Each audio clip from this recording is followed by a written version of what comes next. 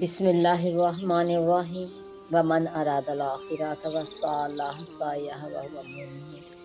فاولئک کان سعیہم مشکورا۔ اور جو شخص آخرت کا ارادہ کرے اور اس کے لیے کوشش کرے جیسی کوشش ہونی چاہیے اور وہ مومن ہو، تو یہی وہ لوگ ہیں جن کی کوشش کی قدردانی ہو۔ اس آیت مبارکہ میں اللہ سبحانہ نے آخرت کے طلبگاروں کا ذکر ارشاد فرمایا کہ جو شخص آخرت کا طالب ہو اور اس کے لیے کوشش کرے۔ دنیا کے طالب تو سب بندے ہیں، لیکن اللہ تعالیٰ کے محبوب بندے جنہیں اللہ تعالیٰ کی طرف سے اس بات کی توفیق عطا ہوتی ہے کہ وہ آخرت کے طلبگار ہوتے ہیں، وہ آخرت پر غور و فکر کرتے ہیں۔ آخرت پر غور و فکر سے مراد کہ انہیں پتہ ہوتا ہے کہ اس دنیا میں جو کر رہے ہیں اس کی جواب دہی یوم قیامت دینی ہوگی۔ تو جو آخرت کے طالب ہیں اور اس کے لیے کوشش کرے تو اللہ جل شانہ اس آیت مبارکہ میں ارشاد فرما رہے ہیں کہ ان کی یہ صحیح مقبول ہوگی، ان کی یہ کوشش مقبول ہوگی، اور اللہ تعالیٰ کے یہاں اس کی محنت اور کوشش کی قدر کی جائے گی۔ اب آخرت کا طلبگار صرف نیتی سے نہیں ہوتا کہ نیت ہے کہ آخرت کا طلبگار ہے، لیکن اعمال آخرت کے طلبگاروں جیسے نہیں۔ آخرت کے طلبگار کے تو اعمال یہ ہیں کہ اس کا اٹھنا،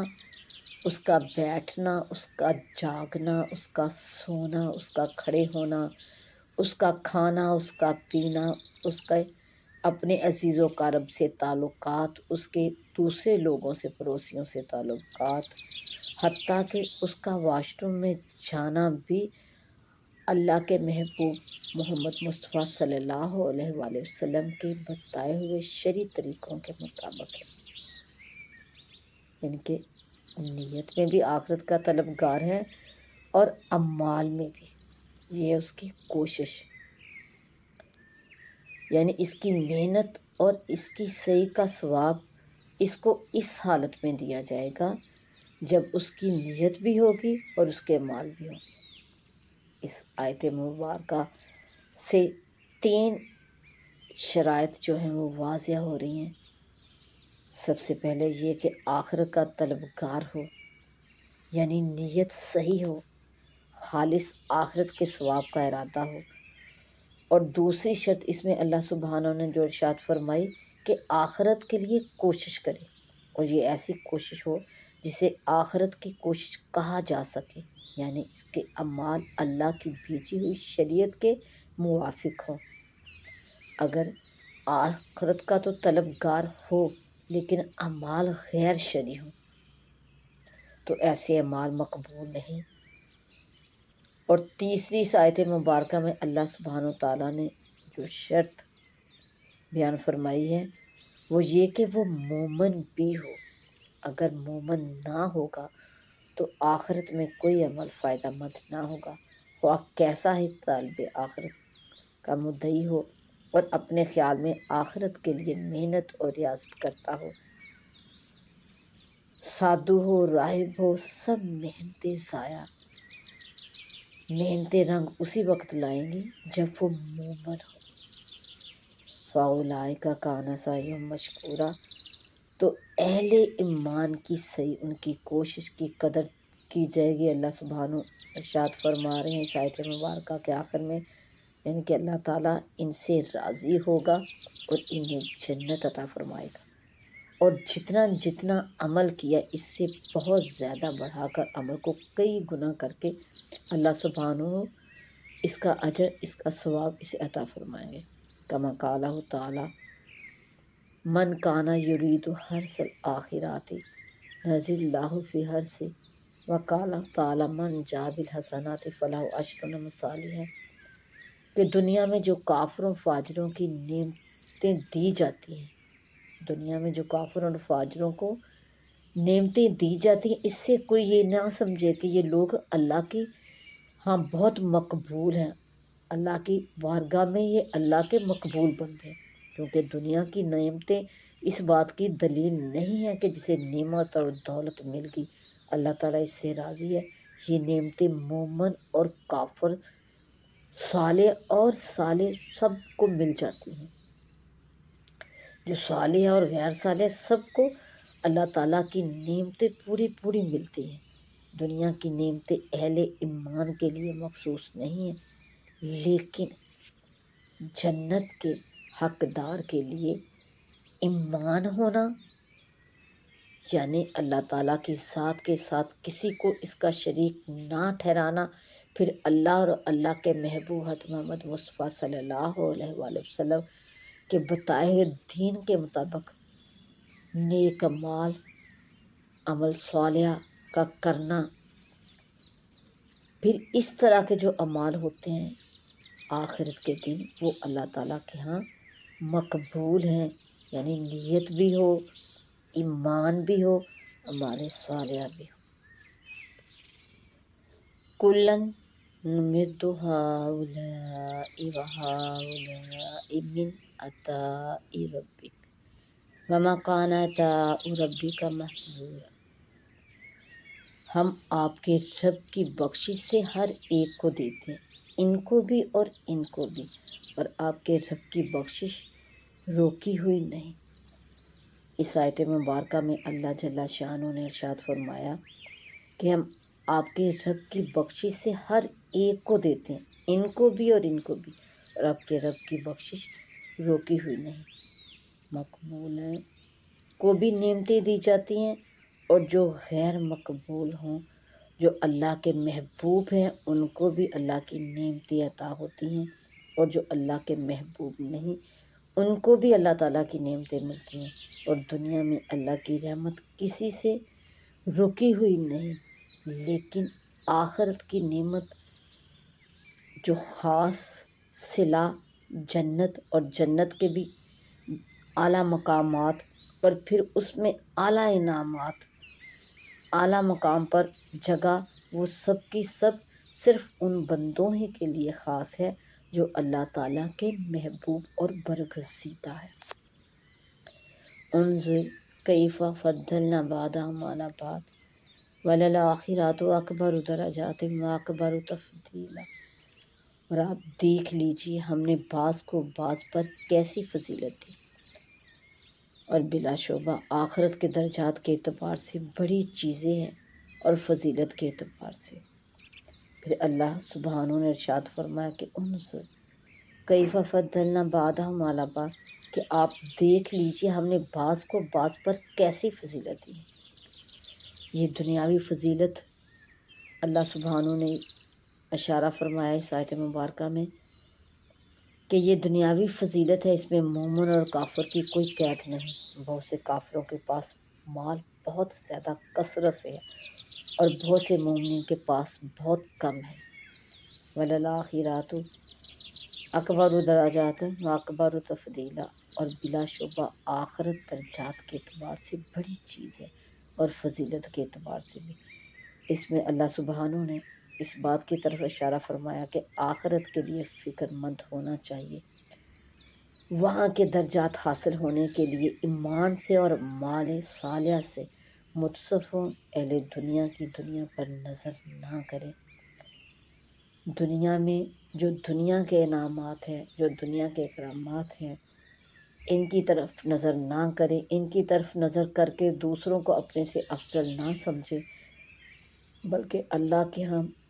کسی گورے کو کالے اور کسی کالے کو گورے، کسی اجمی کو کسی عربی اور کسی عربی کو کسی اجمی پر کوئی فضیلت نہیں سوائے تقوی کے۔ اللہ کے ہاں تقوی مقبول ہے، اور وہی فضیلت دائمی ہے۔ یہ دنیا کا مال، دنیا میں اولاد کا زیادہ ہونا، مال کا زیادہ ہونا، جائیدادوں کا زیادہ ہونا، یہ سب عارضی ہیں، کیونکہ یہ دنیا فانی ہے، اور دنیا کی ہر چیز بھی فانی ہے۔ دائمی ہے تو انسان کے نیک اعمال جو اس دنیا میں رہ کر آخرت کی تیاری کے لیے کرتا ہے۔ اور اللہ کے ہاں بھی وہی مقبول ہیں، اور انہی اعمال کے لحاظ سے اللہ تعالیٰ کے ہاں جنت میں مختلف مقامات اللہ تعالیٰ کی طرف سے آخرت میں عطا کیے جائیں گے۔ لَتَجْعَلْ مَعَ اللَّهِ إِلَٰهًا آخَرَ فَتَقْعُدَ مَذْمُومًا مَخْذُولًا۔ اور اے مخاطب، اللہ کے ساتھ کسی دوسرے کو معبود نہ بنانا، ورنہ تو ندامت کیا جانے والا بھی یار و مددگار ہو کر بیٹھ رہے گا۔ آخر میں اللہ سبحانہ نے شرک اور اصحاب شرک کی مذمت ارشاد فرمائی اور توحید اختیار کرنے اور توحید پر جمنے کا حکم ارشاد فرمایا لا تجعل مع اللہ الہًا آخر، کہ اے مخاطب تو اللہ کے ساتھ کسی کو معبود مت بنا، ورنہ تو اس حال میں بیٹھ رہے گا کہ تو مذموم ہوگا اور مخذول ہوگا، یعنی قیامت کے دن بدحال لوگوں میں شمار ہوگا، وہاں کوئی یار و مددگار نہ ہوگا۔ توحید کو چھوڑنے کی وجہ سے وہاں کی عاجزی، بے بسی اور بے کسی اور بدحالی سامنے آ جائے گی۔ وَقَضَىٰ رَبُّكَ أَلَّا تَعْبُدُوا إِلَّا إِيَّاهُ وَبِالْوَالِدَيْنِ إِحْسَانًا إِمَّا يَبْلُغَنَّ عِندَكَ الْكِبَرَ أَحَدُهُمَا أَوْ كِلَاهُمَا فَلَا تَقُل لَّهُمَا أُفٍّ وَلَا تَنْهَرْهُمَا وَقُل لَّهُمَا قَوْلًا كَرِيمًا۔ اور آپ کے رب نے حکم دیا ہے کہ عبادت نہ کرو مگر صرف اسی کی، اور والدین کے ساتھ اچھا سلوک کرو۔ اے مخاطب، اگر تیرے پاس ان دونوں میں سے ایک یا دونوں بڑھاپے کو پہنچ جائیں تو انہیں اف بھی نہ کہنا اور ان کو مت جھڑکنا اور ان سے اچھے طریقے سے بات کرنا۔ اللہ کے بندوں کا اپنی زندگی میں ان کے حسن سلوک کا سب سے زیادہ جو حقدار ہے، اللہ سبحانہ نے اس آیت مبارکہ میں ان کی طرف ارشاد فرمایا، اور وہ کون ہیں؟ کہ والدین۔ اللہ تعالیٰ نے ارشاد فرمایا کہ تمہارے حسن سلوک اور شفقت کے تمہاری زندگی کے اندر سب سے زیادہ حقدار تمہارے والدین۔ اس آیت کریمہ میں اللہ سبحانہ تعالیٰ نے اول تو یہ حکم فرمایا کہ اس کے علاوہ کسی کی عبادت نہ کرو۔ حضرت آدم سے لے کر حضرت صلی اللہ علیہ وآلہ وسلم تک جتنی بھی شرائع اس دنیا میں آئیں، ان کا سب سے پہلا بڑا حکم یہی ہوتا تھا کہ اللہ تعالیٰ کے ساتھ کسی کو شریک نہ ٹھہراؤ، اللہ کے علاوہ کسی کی عبادت نہ کرو۔ انبیاء علیہ السلام کی تمام شرائع کا سب سے بڑا یہی حکم ہے، یعنی جتنے بھی انبیاء کرام علیہ السلام جتنی شرائع لے کر اس دنیا میں آئے، اس میں یہی حکم کہ اللہ کے سوا کسی کی عبادت نہیں، اور اسی حکم کی تعمیل کرانے کے لیے اللہ سبحانہ جل شانہ نے تمام نبیوں اور رسولوں کو بھیجا اور کتابیں نازل فرمائی اور صحیفے نازل فرمائے۔ اللہ جل شانہ کو عقیدہ سے ایک ماننا اور صرف اسی کی عبادت کرنا، اور کسی کو بھی کسی چیز کو بھی اس کی ذات و صفات اور تعظیم و عبادت میں شریک نہ کرنا اللہ جل شانہ کا سب سے بڑا حکم ہے۔ اور اس آیت مبارکہ میں دوسرا، اللہ جل شانہ نے والدین کے ساتھ حسن سلوک کا ارشاد فرمایا کہ اپنے والدین کے ساتھ حسن سلوک کرو، تمہارے حسن سلوک کے سب سے زیادہ حقدار تمہارے والدین ہیں۔ اللہ سبحانہ نے ارشاد فرمایا کہ اسی نے سب کو، اللہ جل شانہ نے سب کو وجود بخشا، اور اس کی عبادت اور شکر گزاری بہرحال فرض ہے اور لازم ہے، اور اس نے چونکہ انسانوں کو وجود بخشنے کا ذریعہ ان کے ماں باپ کو بنایا، یعنی اللہ جل شانہ اس آیت مبارکہ میں ارشاد فرما رہے ہیں کہ تمہیں وجود عطا کرنا، تمہاری تخلیق، یہ میرا حکم ہے، اور تمہاری تخلیق کو اس دنیا تک سامنے تمہیں لانا تمہارے ماں باپ، یعنی تمہارا یہ وجود میرا بخشا ہوا ہے، اور اس کی عبادت یہ ہے کہ تم میرے ساتھ کسی کو شریک نہ کرو اور میری ہی عبادت کرو۔ اور چونکہ انسانوں کو وجود بخشنے کا ذریعہ اللہ رب العزت نے ان کے ماں باپ کو بنایا، اور ماں باپ اولاد کی پرورش میں بہت کچھ دکھ تکلیفیں اٹھاتے ہیں، اس کے لیے اللہ تعالیٰ سبحانہ نے اپنی عبادت کے حکم کے ساتھ ماں باپ کے ساتھ احسان کرنے کا بھی حکم ارشاد فرمایا، جو قرآن مجید میں جگہ جگہ ذکر ہے۔ لفظ حسن سلوک میں سب باتیں آ جاتی ہیں، جس کو سورہ بقرہ میں اور سورہ انعام اور یہاں سورہ الاسراء میں وبالوالدین احسانا سے تعبیر فرمایا گیا ہے۔ ماں باپ کی فرما برداری، دلداری، راحت رسانی، نرم گفتاری اور ہر طرح کی خدمت گزاری ان لفظوں کے عموم میں آ جاتی ہے۔ البتہ اللہ تعالیٰ کی نافرمانی میں کسی کی فرما برداری جائز نہیں۔ تیسرا یہ کہ ماں باپ دونوں یا ان دونوں میں سے کوئی ایک بوڑھا ہو جائے تو ان کو اف بھی نہ کہو۔ مقصد یہ ہے کہ کوئی بھی ایسا کلمہ ان کی شان میں زبان سے نہ نکالو جس سے ان کی تعظیم میں فرق آتا ہو، یا جس کلمے سے ان کے دل کو رنج پہنچتا ہو، اپنی زبان کو اس کلمے سے روک کے رکھو۔ لفظ اف بطور مثال کے اللہ سبحانہ نے ارشاد فرمایا، جو محاورتاً بولا جاتا ہے کہ ان کو ہوں بھی مت کہو۔ دوسری زبان میں ان کے مطابق ترجمہ مختلف ہوگا۔ حضرت حسن رضی اللہ عنہ نے فرمایا کہ اللہ جل سبحانہ نے کہ علم میں کلمہ اف سے نیچے بھی کوئی درجہ ماں باپ کی تکلیف کے دینے کا ہوتا تو اللہ سبحانہ اس کو بھی ضرور حرام قرار دیتے۔ یعنی ان کا فرمان ہے کہ اللہ سبحانہ ہو کہ ہاں، اف سے نیچے بھی اگر کوئی ایسا کلمہ ہوتا جس سے ماں باپ کو تکلیف پہنچنے کا ڈر ہوتا، ماں باپ کو تکلیف جس سے ہوتی، تو اللہ سبحانہ اس کو بھی ضرور حرام قرار دے دیتے۔ ماں باپ کی تعظیم و تکریم اور فرما برداری ہمیشہ واجب ہے، بوڑھے ہوں یا جوان ہوں، جیسا کہ آیت اور احادیث کے سے معلوم ہوتا ہے۔ لیکن بڑھاپے کا ذکر خصوصیت سے اس لیے اللہ سبحانہ نے ارشاد فرمایا کہ اس عمر میں جا کر ماں باپ بھی بعض مرتبہ چڑچڑے ہو جاتے ہیں، ان کو بیماریاں لاحق ہو جاتی ہیں، اولاد کو ان کے میلے اور ناپاک کپڑے دھونے پڑتے ہیں، جس سے طبیعت بوجھل ہونے لگتی ہے، اور بعض مرتبہ تنگ دل ہو کر زبان سے الٹے سیدھے الفاظ بھی نکلنے لگتے ہیں۔ اس موقع پر اللہ سبحانہ نے ارشاد فرمایا کہ صبر اور برداشت سے کام لینا ہو، اور ماں باپ کا دل خوش رکھنا، اور رنج دینے والے ذرا سے لفظ سے بھی پرہیز کرنا بہت بڑی سعادت ہوتی ہے۔ ان کے کپڑے دھو، ان کی گندگی پیشاب پخانہ صاف کرو،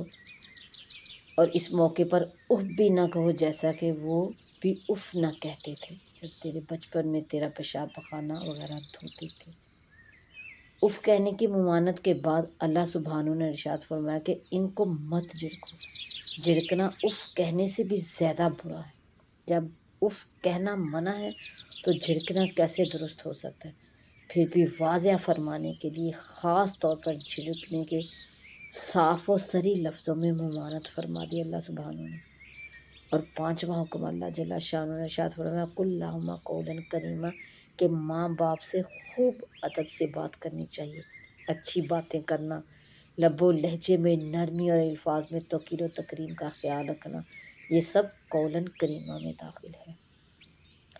حضرت سعید بن مسیب نے فرمایا کہ خطا کار زر خرید غلام جس کا آقا بہت سخت مزاج ہو، یہ غلام جس طرح اپنے آقا سے بات کرتے اسی طرح ماں باپ سے بات کی جائے تو قولاً کریمہ پر عمل ہو سکتا ہے۔